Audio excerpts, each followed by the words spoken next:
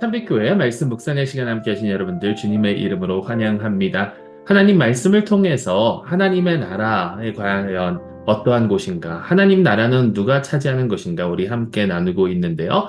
오늘은 사사기서의 세 번째 이야기를 이어가고자 합니다. 사사기서 맨 끝에 보게 되면 이스라엘 안에서 내분이 일어나는 광경을 우리는 목격하게 됩니다. 어느 한 레위인이 이제 첩을 데리고 살고 있었는데 그 첩이 이제 친정집에 갔다가 그 레위인이 거기에 가서 그 첩을 데리고 오는 그 장면이 있죠. 그러고 난 다음에 이제 집으로 돌아가다가 어느 한 장소에 머물러서 이제 하룻밤을 유숙하게 됩니다. 기브아라는 곳에서 이제 유숙을 하면서 거기에서 어느 사람의 집에서 머무는데 그곳에 있는 사람들이 데리고 이제 와서 그 사람을 내어달라, 그 레위인을 내어달라라고 했을 때에 집주인이 이제 레위인의 첩과 또 자기의 딸을 이렇게 내보내는 것을 보게 되죠. 그곳에 있는 기브아 사람들이 레위인의 첩을 밤새도록 강간하고 결국에는 이 첩은 죽음을 맞이하게 됩니다.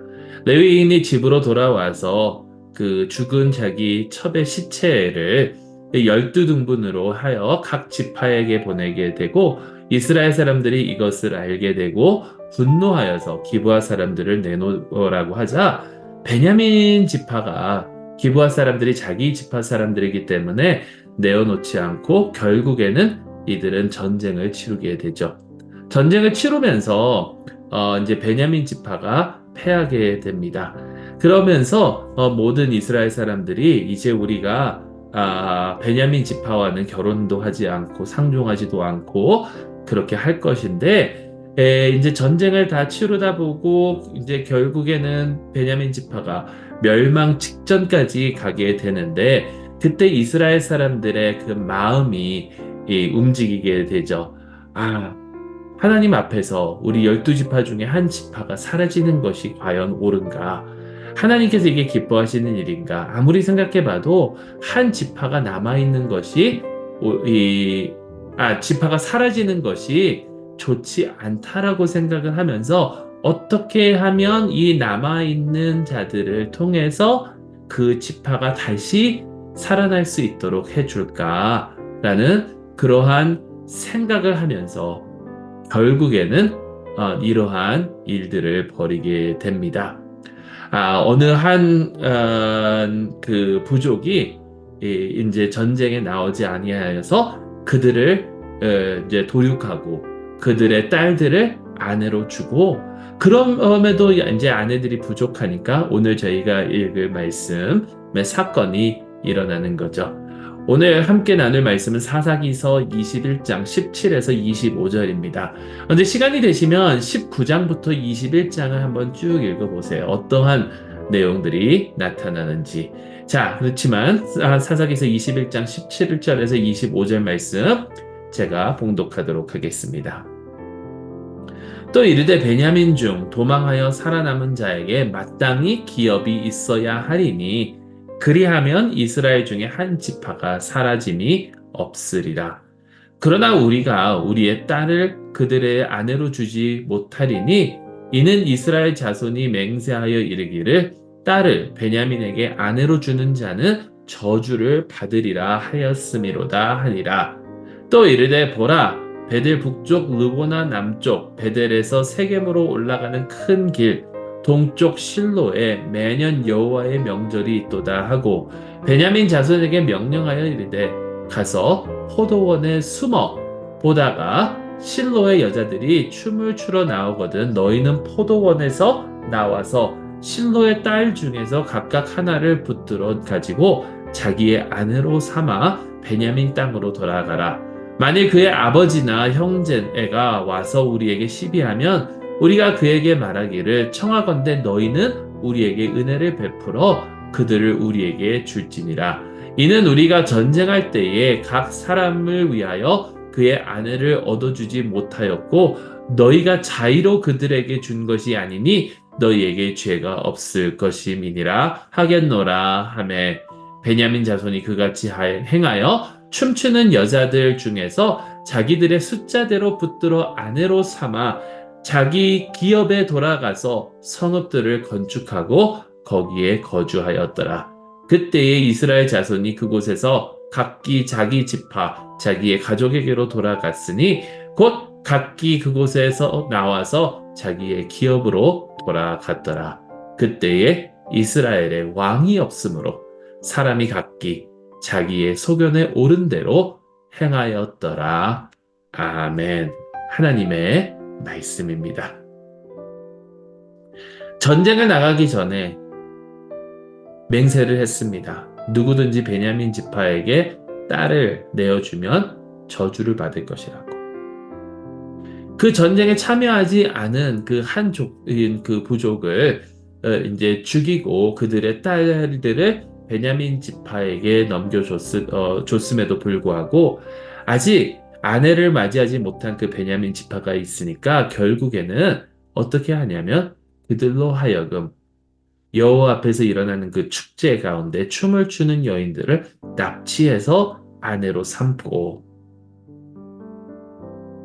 그 세겜 사람들에게 말하기를 너희가 자의로 준 것이 아니니까 너희가 베냐민에게 아내를 주지 않겠다라고 맹세했는데 너희 딸들을 너희 자의로 준 것이 아니라 그들이 납치해간 거니까 너희에게는 죄가 없다.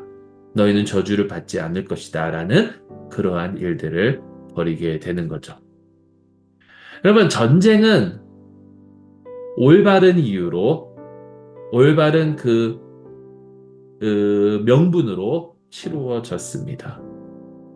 그런데 결국에는 이들이 자기 스스로 생각하여 한 지파가 사라지는 것이 안 좋다. 한 지파가 사라지면 안 된다라고 생각을 하면서 한 부족을 죽이게 되고 또 여인들을 납치하는 것마저도 용납하게 되는 그러한 일들을 벌였다라는 것이죠. 어떻게 보면 올바른 일이라고 생각했을 수도 있습니다. 하나님께서 기업으로 주시는 그 땅에 하나님의 그 백성 중에 한 지파가 사라지는 것이 그냥 쉽게 넘길 일은 아니겠죠. 올바르다고 생각을 하고 명분을 쌓았을 것입니다. 하지만 하나님 말씀이 그들을 평가하기는 어떻게 평가를 하냐면 그때에 이스라엘의 왕이 없으므로 사람들이 각기 자기의 소견에 옳은 대로 행하였다. 자기 마음대로 행하였다라는 거예요. 하나님의 뜻이 아니라 자기 마음대로. 여러분, 하나님의 나라는 내가 생각해서 하나님이 이걸 기뻐하시겠지. 하나님께서 이걸 좋아하시겠지. 하나님께서도 이렇게 하는 것에 용납하시겠지라고 내 스스로 판단하고 내 스스로 옳은 대로 정하고 행하는 사람들의 것이 아니라 하나님의 나라는 하나님의 그 역사 가운데 하나님의 그 뜻대로 이루어질 때에 하나님의 뜻을 쫓는 자들의 차지가 하나님의 나라라는 겁니다. 내 마음대로가 아니에요. 하나님의 뜻대로. 하나님의 뜻대로. 여러분, 내가 생각할 때 아무리 옳은 것 같고 내가 생각할 때 아무리 이렇게 해야만 같은 것 같다 하더라도 하나님의 뜻이 아닌 그 길을 걸어가면 결국에는 그 길은 멸망의 길로 이어진다라는 것이죠. 여러분, 이게 어떻게 나중에 이어지는지 한번 살펴보겠습니다. 왜냐하면 이제 이스라엘의 왕이 없으므로 하나님께서 왕이신데 왕이 없다라고 성경은 전하고 있고 그러니까 이들은 이스라엘 사람들은 하나님을 왕으로 받아들이지 않은 것이죠. 나중에 사무엘에게 가서 왕을 달라고 합니다. 사무엘이 왕을 주는데 첫 번째 왕이 누구죠? 우리가 너무나도 잘 아는 사울이에요. 사울. 근데 사울의 이름이 뜻이 뭐냐면 너희들이 자초한 일이다라는 거예요. You asked for it. 너희들이 원했던 거다. 하나님께서는 너희들이 원했던 것을 그대로 그냥 주시는데 사울이 왕이 돼서 하는 그 행동들을 보면 하나님 앞에서 악을 행하기만 합니다. 어떤 사람들은 사울의 행동들을 보면서 처음에는 그래도 사울이 겸손하고 그랬다라고 하는데 사실 거기에 말씀을 우리가 좀 더 깊이 들여다보면 사울이 하나님의 뜻을 행할 수도 있는데 겸손한 척 하면서 그것을 행하지 않은 기록들이거든요. 나중에 저희가 좀 더 살펴보겠습니다. 그러한 악한 왕이 이스라엘이 통치하게 되는데 그 이유가 무엇이냐면 바로 이스라엘 사람들이 하나님 앞에서 악을 제어하지 못하고 악을 제거하지 못하고 자기들이 생각할 때 옳은 방법으로 행했기 때문이라는 거예요. 사울은 기브아 사람입니다. 베냐민 지파예요.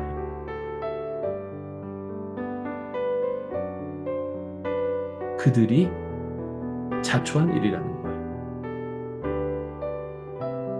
하나님의 나라는 내 생각대로 내 의견대로 행하는 것이 아니라 그게 아무리 내 생각에 올바른 일이라 생각이 들지라도 내 의견이 아니라 하나님의 의견, 하나님의 뜻대로 행하는 자들의 차지임을 우리는 기억해야 될 줄로 믿습니다. 내 주장이 아니에요. 내 주권이 아니에요. 내 소견이 아닙니다. 하나님의 뜻대로. 하나님의 뜻대로. 그렇다면 여러분, 어떻게 하면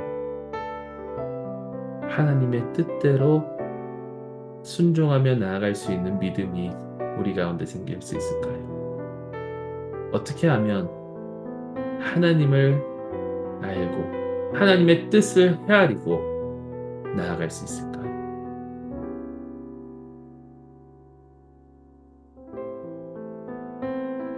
하나님과 은밀한 관계 속에서 있을 때에만 그렇게 될 수 있으리라 저는 생각합니다. 그리고 하나님께서 우리의 마음을 움직여 주실 때에 나의 죄를 용서하시고 회복시켜 주시는 그 주님의 은혜에 힘입어 하나님께 감사하며 나아갈 때에 비로소 우리는 하나님의 뜻에 순종하는 삶을 살 수 있을 것입니다. 이 내용은 우리가 몇 주 후에 다시 한번 살펴보도록 하겠습니다.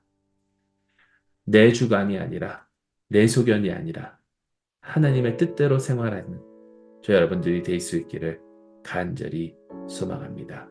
우리 말씀을 기억하시면서 잠시 한 가지 묵상하도록 하겠습니다. 내가 생각할 때에 옳았다고 믿었지만 하나님의 뜻과 달랐던 적이 있었습니까? 나의 뜻을 하나님의 뜻에 맞추기 위해서, 다시 말해서 하나님과 더욱더 가까워지기 위해서 이번 주 내가 실천할 수 있는 그 한 가지는 과연 무엇입니까? 묵상하시고 실천하시며 하나님 나라 백성답게 살아가는 저희 모두가 될 수 있기를 간절히 소망합니다.